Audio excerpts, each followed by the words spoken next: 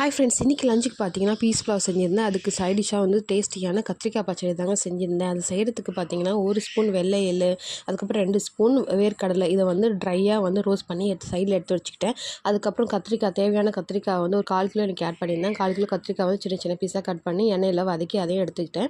அதுக்கப்புறம் கடாயில் வந்து பார்த்திங்கன்னா கொஞ்சமாக எண்ணெய், அப்புறம் சீரகம், மிளகு, கறி லீவ்ஸ் இதெல்லாமே போட்டு நல்லா வதக்கிட்டு, அதுக்கப்புறம் வந்து ஒரு ஆனியன் நல்லா ஃபைன் சாப் பண்ணி அதையும் நான் வதக்கி எடுத்துட்டேன். அதுக்கப்புறம் இஞ்சி பூண்டு பேஸ்ட்டு கொஞ்சம், அதுக்கப்புறம் 1/2 தக்காளி வந்து கட் பண்ணி அதுவும் ஃபைன் சாப் பண்ணி வதக்கி எடுத்துட்டேன். அதுக்கப்புறம் வந்து வதக்கி வச்சுருக்க கத்திரிக்காவை ஆட் பண்ணிவிட்டு நல்லா மிக்ஸ் பண்ணிவிட்டு அதில் 1 டேபிள் ஸ்பூன் மிளகாத்தூள், தேவையான உப்பு போட்டு நல்லா வதக்கிட்டேன். அதுக்கப்புறம் வந்து கொஞ்சமாக புளி தண்ணி கரைச்சி வச்சுருக்கேன். அந்த புளி தண்ணியும் ஆட் பண்ணிவிட்டு கொஞ்சம் தண்ணி ஆட் பண்ணிவிட்டு நல்லா மிக்ஸ் பண்ணிவிட்டு கொதிக்க விட்டுட்டேன்.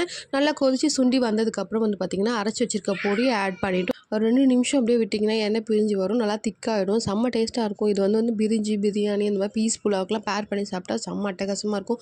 ரொம்பவே ஈஸி தாங்க செய்கிறது. இந்த மெத்தடில் செஞ்சு பாருங்கள். எனக்கு பீஸ் புலாவும் ரெடி ஆகிடுச்சு. இதுக்கு பேரை வச்சு இன்றைக்கி லஞ்சு சூப்பராக முடிச்சாச்சு.